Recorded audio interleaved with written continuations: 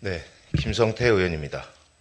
사랑하는 구리시민 여러분, 그리고 존경하는 신동화 의장님과 선배 동료 의원 여러분, 오늘 저는 국가를 위해 헌신한 국가유공자에 대한 교통복지 정책의 사각지대 문제와 이를 개선하기 위한 제도적 대응의 필요성에 대해 말씀드리고자 합니다. 지난 3월 20일 상위 군경의 회원분들께서 구리시의 교통비 지원 제도에 대한 불편과 문제점을 호소하는 의견을 주셨습니다.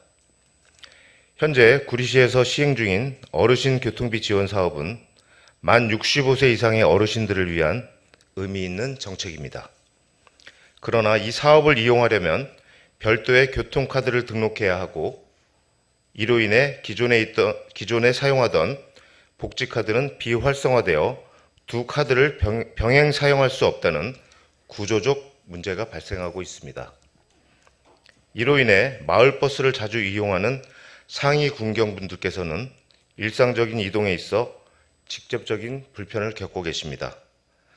그러나 현행 제도는 이러한 실이용자의 특성과 이동 패턴, 복지 수요를 제대로 반영하지 못한 채 일률적인 지원 방식에 머물러 있어 개선이 시급한 상황입니다. 현재 구리시의 마을버스는 민간 운수업체가 운영하고 있어 상위 군경에 대한 무료 이용 제도는 어려운 상황입니다. 그러나 이는 단순히 운영 주체의 한계로만 치부할 수 있는 문제가 아닙니다. 이미 다른 지자체들은 제도적 보완을 통해 이러한 구조적 제약을 극복하고 있으며 상위 군경을 포함한 국가 유공자에게 마을버스 무료 이용 혜택을 제공하고 있습니다.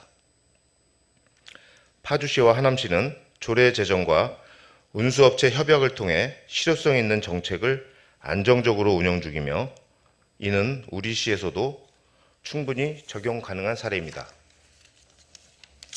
예를 들어 파주시는 2022년부터 준공영제 마을버스를 통해 상위 군경을 포함한 국가보훈 대상자의 무료 이용을 지원하고 있으며, 파주시 마을버스 준공영제 운영에 관한 조례를 제정하여 제도적 기반을 탄탄히 구축하고 안정적으로 운영 중입니다.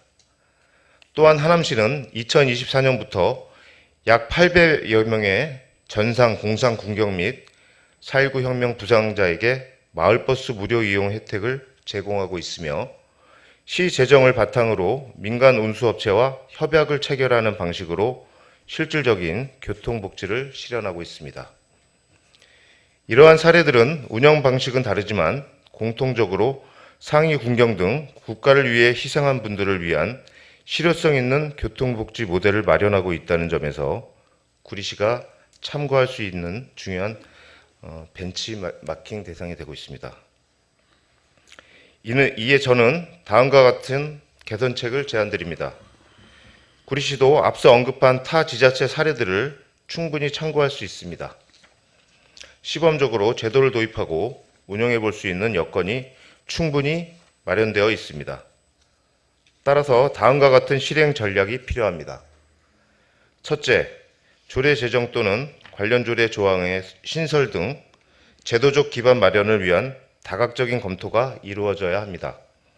둘째, 마을버스 업체와 협약을 체결하여 시범 운영을 시작할 수 있습니다. 셋째, 실제 마을버스 이용 상위 군경수, 노선별 이용 현황 등 기초 통계를 확보하고 이를 바탕으로 예산 추계와 단계적 확대 방안을 설계해야 합니다. 넷째, 파주시, 하남시 등 타 지자체의 사례를 적극적으로 벤치마킹하여 구리시에 적합한 실행 모델을 구체화할 필요가 있습니다. 이러한 제안들은 단지 예산의 문제가 아니라 상위 군경에 대한 실질적인 예우를 실현하고 교통복지의 형평성을 회복하기 위한 필수적인 행정 조치를 할 수 있습니다. 존경하는 동료 의원 여러분, 상위 군경에 대한 사회적 예우는 단순한 시혜나 복지의 문제가 아닙니다. 이는 국가와 지역사회가 반드시 이행해야 할 책무이자 정의의 형평을 실현하는 실천의 문제입니다. 이제는 우리 구리시도 상위 군경을 위한 교통복지의 사각지대를 해소하고 실효성 있는 제도 개선에 나서야 할 때입니다.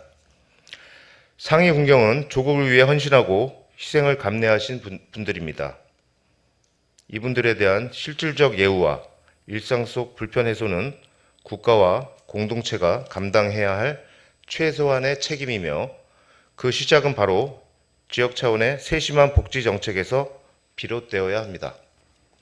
따라서 구리시는 이제라도 현실을 반영한 교통복지 정책을 마련하고 마을버스 이용에 있어 상위 군경의 불편을 최소화할 수 있도록 제도 개선에 적극적으로 나설 필요가 있습니다. 아울러 집행기관에서는 관련 부서를 중심으로 조속한 시범사업 도입 검토와 관련 조례 정비를 신속히 추진해 주시길 강력히 요청합니다. 이상으로 5분 자유 발언을 마칩니다. 진심을 담아 일하겠습니다. 감사합니다.